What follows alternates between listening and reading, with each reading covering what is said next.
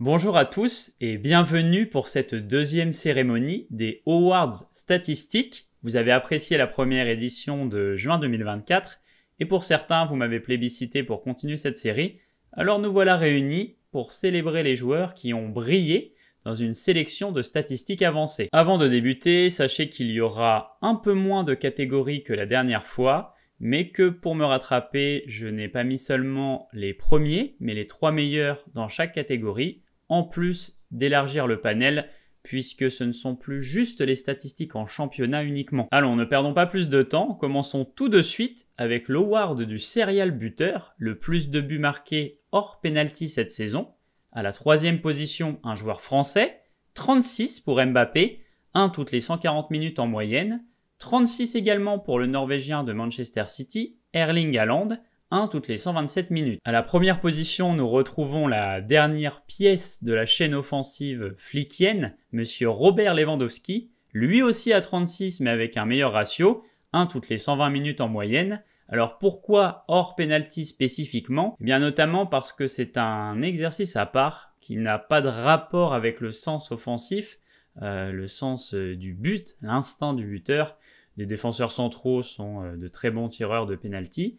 Et aussi parce que les joueurs qui ne les tirent pas sont désavantagés par rapport aux autres. Avant de passer à la catégorie suivante, j'aimerais tout de même accorder une mention particulière à Ousmane Dembélé, qui a soulevé la Ligue des Champions avec le Paris Saint-Germain, et qui compte 34 buts hors penalty cette saison, avec un très beau ratio d'1 toutes les 113 minutes en moyenne. Il était le 4e derrière Lewandowski, Haaland et Mbappé, mais c'est le meilleur des 4 si on rapporte ça au temps de jeu. Voilà, il est français, je voulais lui rendre un hommage. Bien, passons à la prochaine catégorie, le canonnier, le plus de buts marqués hors de la surface de réparation cette saison. Et pour celui-ci, nous avons Matheus Cunha, recruté notamment par Manchester United, là, très récemment, qui est à la 3e position, 5 pour lui. Ils étaient nombreux à en comptabiliser 5, mais c'est bien lui qui avait le meilleur ratio. Ensuite, on retrouve un joueur qui était déjà dans la catégorie précédente, Kylian Mbappé, 6 buts hors surface pour le joueur français cette saison. Et à la première position, essayez de deviner, mais je pense que vous pouvez l'avoir assez facilement. Bah ouais, il s'agit bien du jeune prodige de Barcelone, Lamine Yamal, qui lui en comptabilise 7. Si vous regardez les matchs de Barcelone de temps en temps, vous l'avez sans doute vu en marquer un. C'est un petit peu sa spéciale, l'enroulé second poteau dans la lucarne. Il en marque d'ailleurs presque plus que de buts simples. Donc voilà, toutes mes félicitations monsieur. Petite indication juste avant de continuer, mais vous l'aurez peut-être remarqué, ici c'est écrit statistiques en championnat et Coupe d'Europe.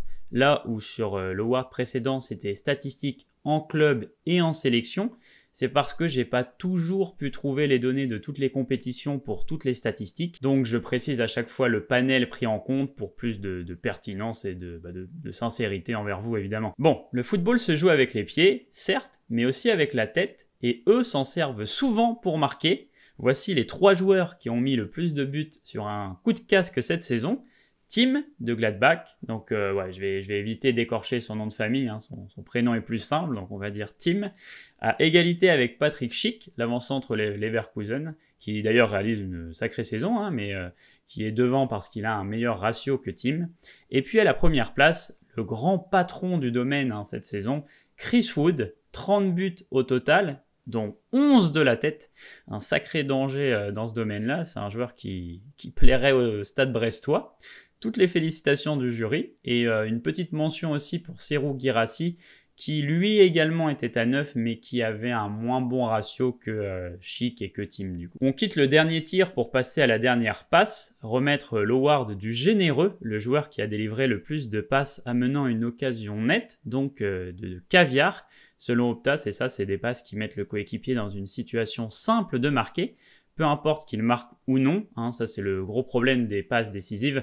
On en a déjà parlé, mais elles dépendent de la finition des coéquipiers, donc c'est pas nécessairement très pertinent. Et ici, tout est pris en compte, que ça finisse au fond des filets ou non. Et sur la 3e marche du podium, on retrouve déjà, voilà, ça y est, c'est le moment de le retrouver, le jeune Lamine Yamal. C'est loin en plus d'être la dernière fois dans la vidéo que vous allez le voir. 38 caviars avec le FC Barcelone cette saison, c'est très fort. Devant lui, Michael Olise, première saison avec le Bayern Munich est déjà très impressionnant.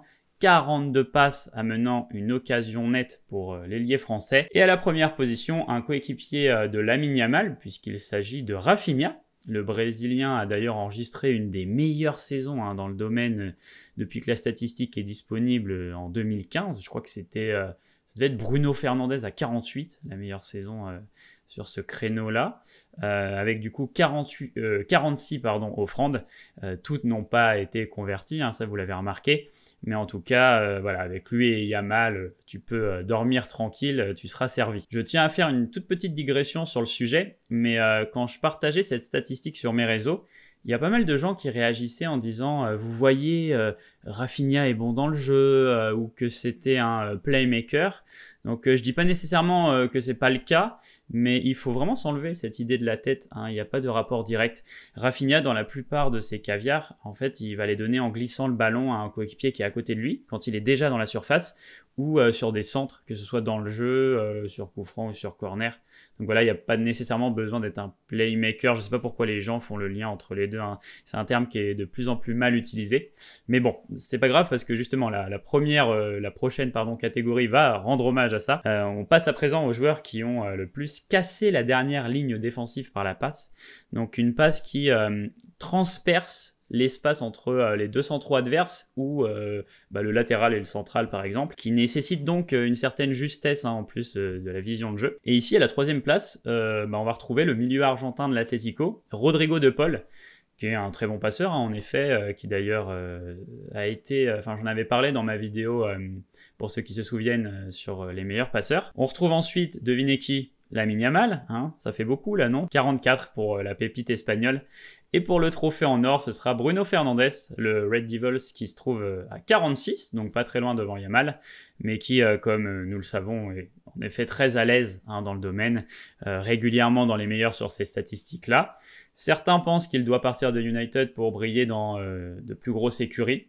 D'autres que toutes les équipes qui font de lui le meneur principal ne gagnent pas, que ce soit United ou le Portugal. Donc je ne sais pas dans quel camp vous vous situez, mais en tout cas, lui repart avec le trophée, donc bravo monsieur. Petit clin d'œil au passage à un joueur qui, vous le savez, fait partie de mes chouchous, Ryan Cherki. Il est dans le top 10 avec 33 passes, mais je voulais surtout lui faire cette dédicace parce que il nous en a placé 2 magnifiques pour son premier match avec l'équipe de France. Donc voilà, j'en parle pas plus longtemps, mais c'était le petit moment coup de cœur. Nous terminons cette catégorie des passes avec ceux qui construisent les actions de leur équipe, les architectes. Le plus de passes progressives réussies, donc les passes progressives qui sont chez Wisecout, ma source de données pour cette donnée-là, des passes qui font gagner 30, 15 ou 10 mètres vers le but adverse selon que le passeur se trouve dans son camp, au milieu de terrain ou dans le camp adverse. Et pour cette catégorie, c'est un défenseur central qui reçoit le trophée en bronze, Nico Schlotterbeck de Dortmund, très connu dans ce domaine-là, pour le coup, on l'avait déjà bien remarqué la saison dernière en Ligue des Champions. Vient ensuite le joueur qui a reçu le précédent Oscar, Bruno Fernandes, dans la tranche des 500 passes progressives également. Mais le premier écrase la concurrence avec 681 passes progressives, donc presque 700 pour Joshua Kimmich, le meneur du Bayern Munich, la pièce maîtresse de la construction sous Vincent Kompany. Donc voilà, je vous mets certaines de ces maps de passes vers l'avant dans certains matchs cette saison. Toutes ne sont pas forcément considérées comme progressives, mais bon, ça vous donne une idée. Donc voilà, pour le coup, trophée amplement mérité pour le joueur allemand. Le prochain à le recevoir le méritera amplement lui aussi, vous allez le voir. On passe à présent à un domaine que vous appréciez beaucoup, les dribbles, les éliminations, pour la remise du meilleur casseur de rein. Donc attention à vos appuis, avec tout d'abord Jérémy Doku, le joueur Citizen n'est même pas vraiment titulaire, mais il est très très remuant, ça on le sait tous. Il fait souvent vivre l'enfer aux latéraux adverses, il avait d'ailleurs fait vivre l'enfer à Trent contre Liverpool. Voilà, c'est un joueur qui est difficile à tenir pour n'importe qui. Et c'est aussi le cas du second, évidemment, Vinicius Junior, lui un habitué de la catégorie, qui d'ailleurs a souvent occupé la première place, mais qui cette saison doit s'incliner face à un joueur de 17 ans qui compte plus de 100 éliminations d'avance sur lui. Lamine Yamal encore et toujours. 409, rien que ça, c'est monumental. Il en avait passé plus d'une trentaine rien que sur la double confrontation face à l'Inter en demi-finale de Ligue des Champions. Voilà, c'est beaucoup trop fort. 6 par 90 minutes en moyenne sur la saison. Et précisons tout de même que pour l'équité quand même que Doku tourne à 8 par 90 minutes. Mais bon, c'est parfois plus simple en jouant des bouts de match et en entrant en fin de rencontre quand les adversaires sont fatigués, mais attention quand même la saison prochaine, on sait jamais. Terminé avec la partie offensive, il est maintenant temps d'attaquer la défense, une sorte d'oxymore, attaquer la défense, avec les joueurs qui ont le plus haut taux de duels défensifs remportés. Je précise juste que j'ai pas pris sur la base du pourcentage uniquement, ça serait impertinent parce que y a plein de joueurs qui ont par exemple disputé 3 duels défensifs et qui ont remporté les 3, du coup ils sont à 100%, mais c'est totalement impertinent. Donc voilà, j'ai pris les meilleurs taux de réussite parmi les 20 qui en ont remporté le plus cette saison. Et à la 3e position, on retrouve un joueur du Bayer Leverkusen, Piero Hincapié, le Colombien qui occupe la position de central gauche, il me semble, dans la défense à 3. Un autre joueur de Bundesliga arrive ensuite, puisque c'est Patrick Menka, le Rock de Heidenheim. Et il est juste derrière celui qui a disputé sa première saison avec le Paris Saint-Germain, William Pacho. Donc voilà, très très grande satisfaction du côté des Parisiens qui méritent amplement cette Awards du Colosse avec pas mal d'interventions assez marquantes. Voilà, ça fait plaisir de pouvoir récompenser sa saison de cette manière. Toujours pour mettre en avant les joueurs défensifs, le trophée du Poulpe, celui qui se trouve aux 4 coins du terrain, le véritable essuie-glace gratteur de ballons. 556 ballons gagnés défensivement pour notre Benjamin André national cette saison, un habitué du domaine dans le top 10 saison après saison. Il est précédé par John Arambourou, je ne sais pas si ça se dit comme ça, le latéral de la Real Sociedad, qui est assez peu connu finalement, et qui en comptabilise 580, et qui se trouve juste derrière un joueur avec qui je partage le même prénom, Daniel Munoz, le latéral colombien de Crystal Palace. Très belle saison pour le joueur de 29 ans, qui ressort plutôt bien défensivement, comme vous le voyez, et qui comptabilise également 6 buts et 7 passes décisives. Donc voilà, content aussi de pouvoir le mettre en avant sa bonne saison. Nous allons à présent dans les airs pour remettre le titre de l'Aigle sur la même logique que celui du Colosse. 68,3% de duels aériens remportés sur toute la saison pour Amir Rahmani, le central napolitain de 1,90 m. C'est 0,1% de moins que celui qui occupe la seconde place, Monsieur Jaka Bijol, le central slovène de l'Udinese, un beau bébé de 1,92 m. Mais celui qui occupe la première position fait un back-to-back puisqu'il était déjà le meilleur la saison dernière. J'ai nommé Virgil van Dijk, déjà très fort au sol, mais aussi monstrueux dans les airs, un vrai bon passeur aussi, voilà le patron, le taulier de la défense des Reds. C'est mérité, monsieur. La cérémonie arrive à sa fin et va se clôturer en mettant en avant les portiers, les gardiens du temple, puisqu'il s'adresse aux gardiens de but. Le pourcentage de buts attendus évité. Donc j'ai fait pas mal de vidéos sur le sujet, vous pouvez les retrouver assez facilement.